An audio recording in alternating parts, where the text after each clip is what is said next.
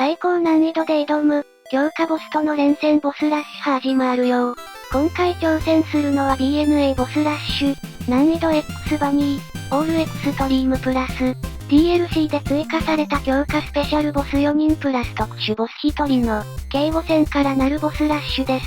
戦闘は1分28から始まるので必要に応じて飛ばしてください。前置きとして、本ボスラッシュで挑む縛りについて説明します。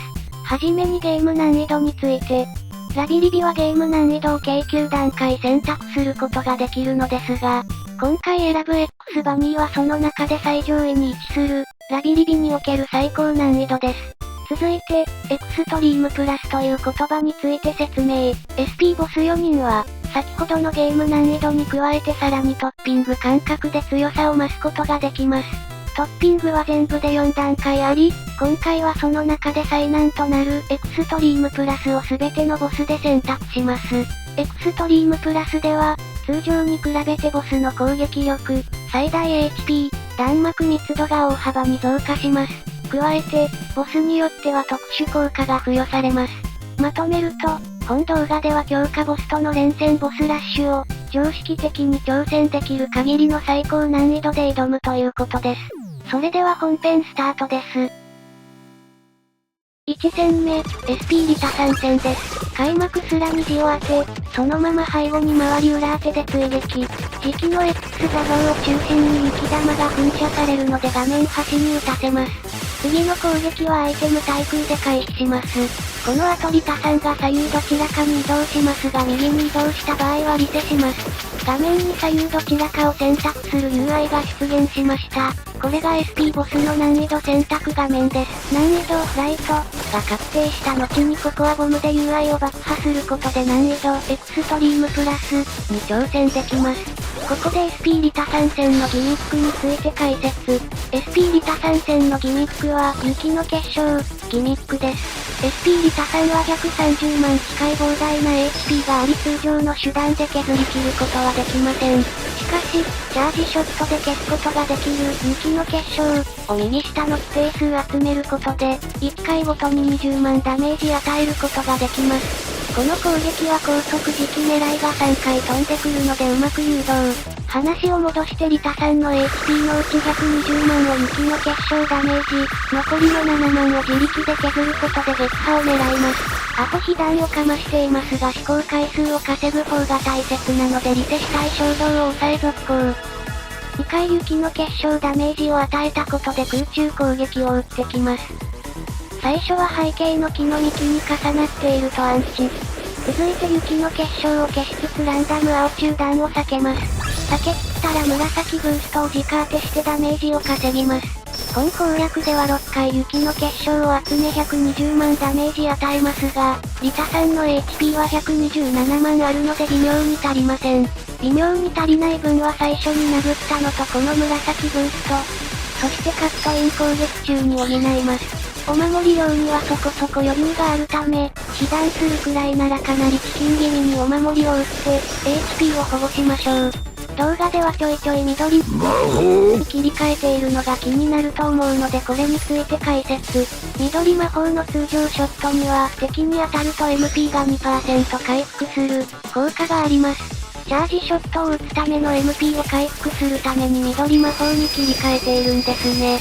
この攻撃は赤魔法で雪の結晶を消すのが効率良いです。ちなみに本攻略では緑魔法を本来の用途である回復目的でも使用します。これはぴょんぴょん跳ねていると時期狙い弾をかわせます。不活攻撃。一回被弾して無敵時間でやり過ごすのが良いと思います。リタさんが端っこにジャンプしたらくさび弾攻撃です。リタさんにダウンドリルで突っ込んで内側に誘導。エアダッシュ矢印お守り矢印エアダッシュで画面反対に対比します。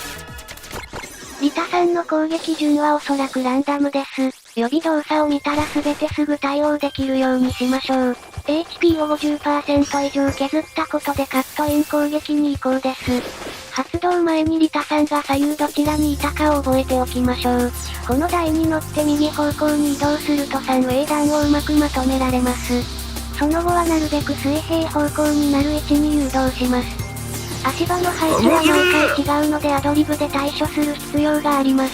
次のリタさんは先ほど覚えておいた方向から出てくるので、反対側から雪の結晶を消します。続いてリタさんが覚えていた方向の逆方向に突進します。覚えていた方向に移動し雪の結晶を消すとスムーズです。アホ被弾をかましていますがフェアリーフルートが発動しなかったので OK です。カットイン中にフェアリーフルートが発動するとバグにより撃破不可能になるので無慈悲にも強制リセです。レーザーを円方向に誘導し最上部に移動。右側を消すのをミスっていますがここの雪の結晶は美味しいので必ず消しましょう。カットイン攻撃はまだ続きますが、画面外に落下することで前段回避可能です。緑ブーストで心もとない HP を回復しておきましょう。左右を適当に入力していると地上まで落下できるので、リタさんに攻撃を通せます。キャロットボムを投擲してダメージを削っておきましょう。これをしないと次の雪の結晶ダメージで倒せないので注意。HP3000 くらい削りに余裕を持たせているので序盤の削りが足りなくてもここでリカバーできます。リタさんの頭の上の数字が見えたくらいでお守りスパキャロ。バニーストライクやダウンドリルを当てるとスパキャロの無敵時間を伸ばせるので残りの弾を避けやすいです。5回雪の結晶ダメージを与えているここで降りちゃー。わざと被弾してフェアリーフルートを発動させます。この先しばらくフェアリーフルートが使えないため、ここで発動させておかないともったいないという感じです。これはオレンジ弾が時期外し、青弾が時期狙い、つまり超避けで避けられます。赤チャージを設置して一気に雪の結晶を消して撃破です。リタ参戦は回復アイテムを使わなければとりあえず続行しています。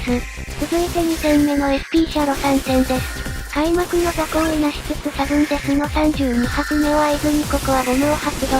難易度エクストリームプラスの開幕です。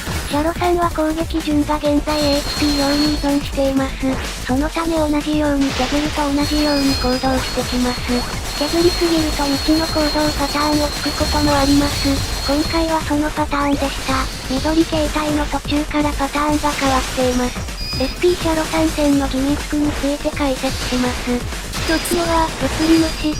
ハンマー攻撃が無効化されるので魔法やキャロットボムでしかダメージを通せません。三つ目のギミックが、属性バリア、です。シャロさんは7色のうちいずれかのバリアをまとっており、対応した色の魔法をセットしておかないとダメージが通りません。青ミサイルが出てきた方に移動左に移動しスライディングジャンプで中央に移動やダッシュダウンドリルで赤ミサイルを回避。さっきと反対から青ミサイルが出てくるので反対側に移動。緑と赤ミサイルは先ほどと同様に回避。緑魔法に切り替えお守りスパケロで最終弾を回避。次の攻撃は避け方を理解すれば安定します。1波目を画面端より、2波目を画面端上空に誘導。3波目は右側の地上ならどこでも OK。4波目を画面左上に誘導しますがここで誘導した高さより上を通らないよう意識して右側に着地。5波目は右下、6波目は左上に誘導します。最後に時期狙いレーザーが飛んでくることがあります。視認してから間に合うものではないのであらかじめちょんよけ推奨。普段なら緑形態はもう終わっているのですが、削りすぎたようでまだ続いています。この攻撃はキャロットボムを当てて削ります。ブースト中はキャロットボムの投擲速度が上がるのでなるべくブーストを合わせましょう。言い忘れていましたがキャロットボムはシャロさんに対して特攻がありダメージが 62.5% プラスされます。そのためキャロットボムをメイン火力として戦います。シャロさんが残像を出して画面中央に移動したら私は画面上に対し、そのままキャロットボムを投擲して削ります。この攻撃はキャロットボムを当て放題のボーナス攻撃に見えますが、シャロさんの防御力が上がっておりダメージが 50% 程度減ります。お守りで適度に被弾を回避すると良いでしょう。高速し少しでもブーストダメージを与えます。シャロさんの HP が低くなると確定で撃ってくる害悪攻撃です。可否なので回避は諦めシャロさんの移動先に待ち伏せしてキャロットボムを投擲します。ようやく二次形態に移行です。この攻撃は毎回同じ配置で飛んでくるので避け方を覚えましょう。上からの攻撃をやり過ごしたら中央の台の右側で待機。当たりそうになったら右の足場とぴょんぴょん意識すれば避けられます。緑形態が長引いた場合、二次形態では何も攻撃をしてこないことが多いです。紫形態に移行しました。横方向のレーザーガンに3回出たタイミングで上に移動しますが、3段目以降のジャンプが出ないバグが発生することがあります。中段の足場に着地することでバグを回避可能なので必ず着地しましょう。続いて3戦目、SP ミル戦です。この時点で BP が溜まってない場合はショットを当てるかドーナツを食べて BP を回復。ミルも紫ブースト直当てができるので一気に削りましょう。本戦での SP ミル戦は全ての攻撃を発動させるまでダメージをまともに通せない耐久ボスとなっていますが、ボスラッシュではさすがに弱体化されており、リボンを持ち込めるほか最初からダメージを通せます。アンチに入りここはボムを発動してエクストリームプラススタート。ミルはエクストリームプラスでの強化幅が非常に大きく本ボスラッシュ最難関の一人です。この攻撃は画面右上がアンチです。今回はお守りが1個なので補充のためドーナツを食べますがクライシスブーストが消えるデメリットもあるので、お守りが十分あれば食べない方がいいと思います。背景に合わせてアンチに入り攻撃を仕掛けます。見ると次のイリス参戦の共通事項として、私から攻撃できるタイミングが限られています。また数少ない攻撃チャンスの間に倒しきってしまわないと、長時間の不可避弾幕を展開され回復アイテムを大量に持っていかれます。要は戦闘が長引いた時点でほぼほぼクリア不可能になるということです。ミルをはめていますがはめ方はブルーボスラッシュと同じです。ハンマーコンボ後でミルを拘束しつつ赤魔法で SP を回復、さらに低空ダウンドリルでダメージを与えつつ MP を回復。MP が全開したらスラ虹を当ててキャロットボムを投擲、あとはこれの繰り返しです。ミルに逃げられたら1波目は被弾、2波目はスパキャロ、3波目はお守りでミルをスタンさせ再びはめます。はめるだけなので倍速、ミルのようなウサギラバー持ち相手に低空ダウンドリルはダメージが半減するので微妙ですがはめるの楽しいから当然採用。はめ終わったらスライディングを当て緑通常で MP を回復、MP が全開したら虹をぶつけます。今回は根性が出ていたので使えませんでしたが、被弾直前に虹チャージを当てることで被弾猶予回数を1回増やすテクニックが有効です。ここでは虹チャージの着弾直前に赤ブーストを発動して攻撃力上昇バフを乗せています。ダメージ計算はチャージショットを打った瞬間ではなく着弾時に計算されるので、後乗せで攻撃力バフを乗せるとその分虹チャージの火力を上げられます。ここも BP が溜まっていたので攻撃力バフの後乗せをした方が良かったですね。しかし攻撃なので、バニメモの栄称をお守りでキャンセルすることで長い無敵時間を得るバニメモキャンセルといういつものテクニックで回避します。ミルが近くに降りてくれるとラッキーでそのままはめることができます。ただここのミルはすぐに逃げてしまうのでお守りは打たない前提の方がいいかもですね。しかし攻撃なのでバニメモキャンセルします。この攻撃の後ミルが第2形態に移ります。舞台は変わり病院の廊下へ、この形態ではノア3セカンドのようなまがまがしい玉と戦うことになります。この形態の特徴として非ダメージが2桁と無視できるレベルに小さいので、避けをあまり気にする必要がありません。また、なぜかお守りが20と近くするのでメイン火力減になり得ます。黄色ブーストに切り替え、攻撃力上昇バフを付与しお守り、これでお守りの火力を 1.25 倍上げることができます。お守り1回で約8000とスラ虹と遜色ない火力を出すことができます。下からの弾にわざと被弾し次の攻撃に無敵時間を持ち越します。これにより状態異常、毒を受けなくて済みます。ノアさんが降りてきたらスラ虹。誠に滑稽。まあ今回は瀕死まで削れてるから外しても大丈夫だよ。時期狙いが飛んでくるのでちょん避けします。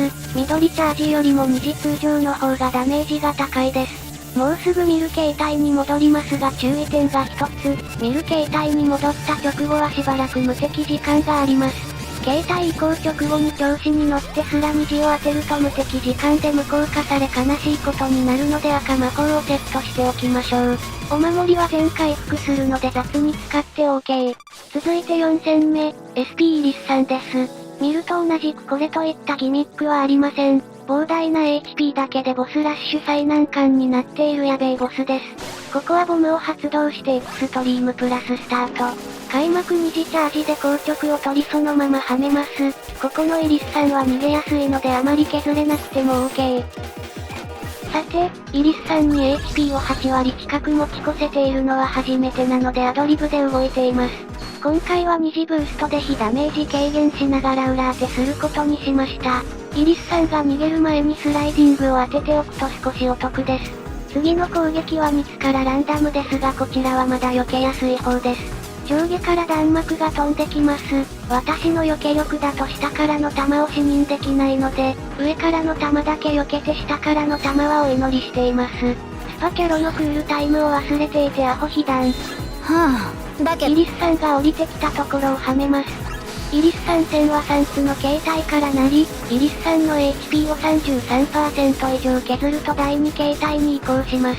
HP を 33% まで削る直前に MP が全開しており、スラ虹をいつでも撃てる状況であることが望ましいです。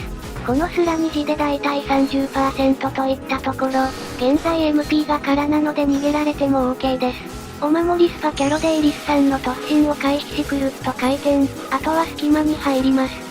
次の攻撃は2種類のうちからランダムで選ばれます。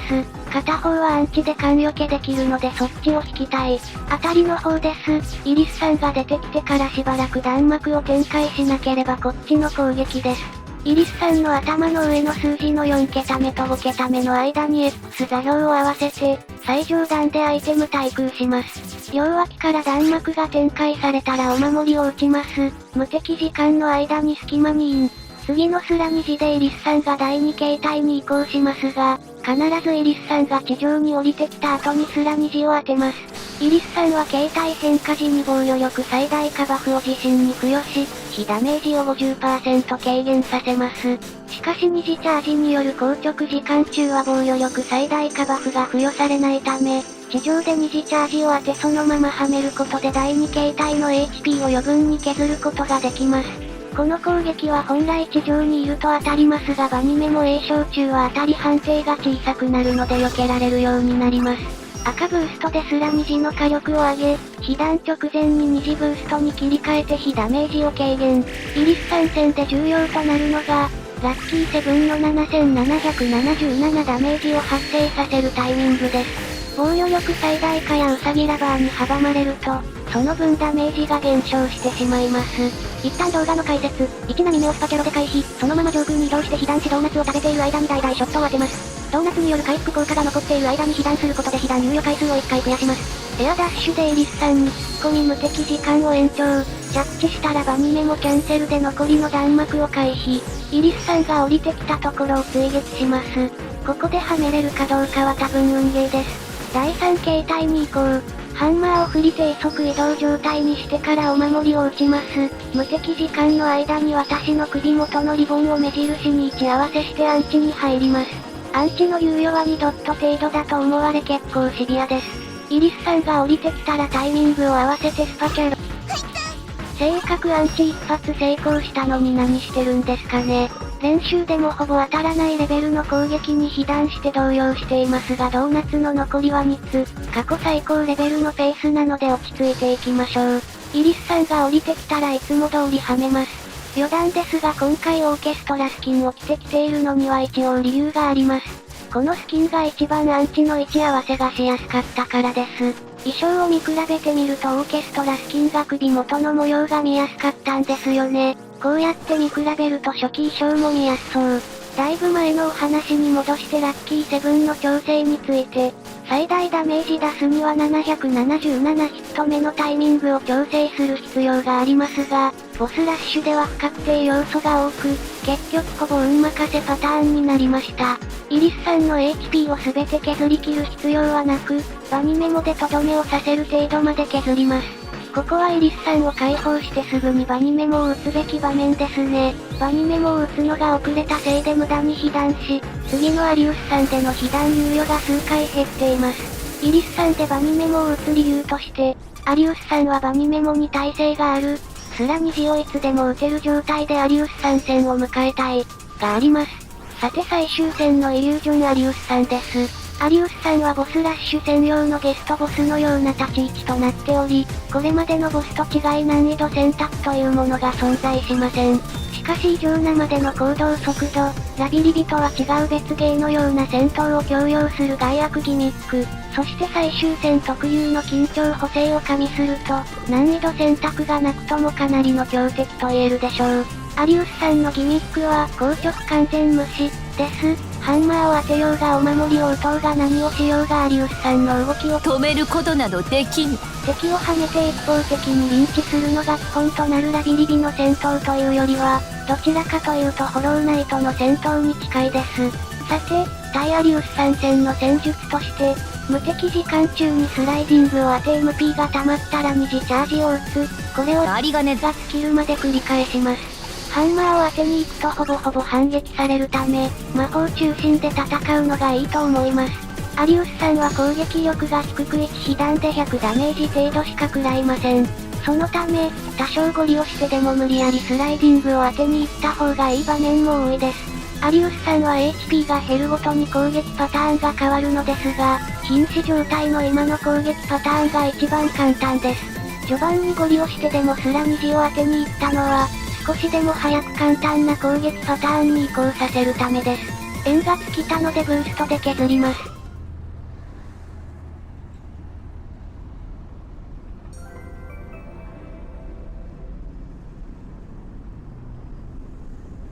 これにて BNA ボスラッシュ、X バニー、オールエクストリームプラス、クリアです。この後にバッジ紹介があります。10時間のご視聴誠にありがとうございました。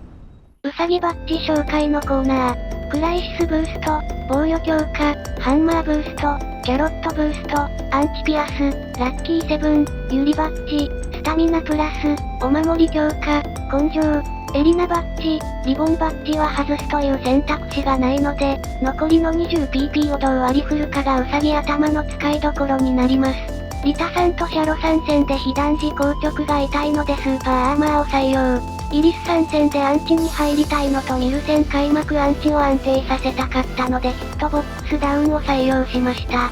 残りの 9PP の使い道として、候補に黄緑で囲ったバッジがありましたが、結局この構成に落ち着きました。理由はイリス参戦のキップスで触れているので、興味があるウサギさんは見返してください。